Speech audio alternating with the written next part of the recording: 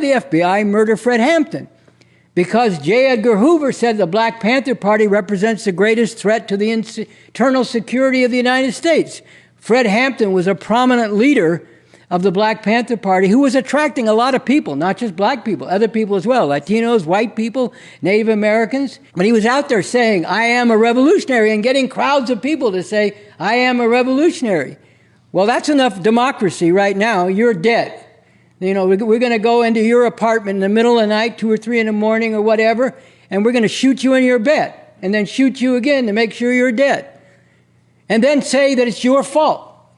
Lie about what happened, that, you know, you started this gunfight and all these heroic FBI agents and Chicago pigs and whatever had to defend themselves, which was proven to be a lie. This is the exercise of the actual democracy of this country, which means it's essential dictatorship over people, and whenever they rise up, or whenever, like, you know, Fred Hampton, I think he first went to jail because he took some ice cream off an ice cream truck and passed it out to the kids in the neighborhood in the middle of summer, you know, and that's how they first got him in jail, and then he was out, you know, on jail, and that's when they murdered him.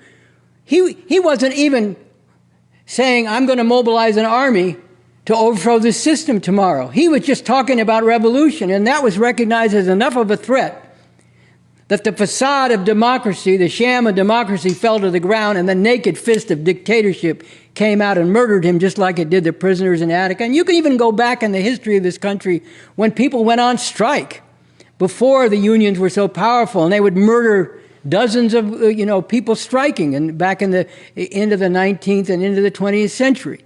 So, you know, this is the actual relations of power in this society. It's a dictatorship over those who are exploited and oppressed. It's the rule of the capitalist class over society. And it's very useful for them most of the time to have elections, because that's a way they can involve people in their own oppression.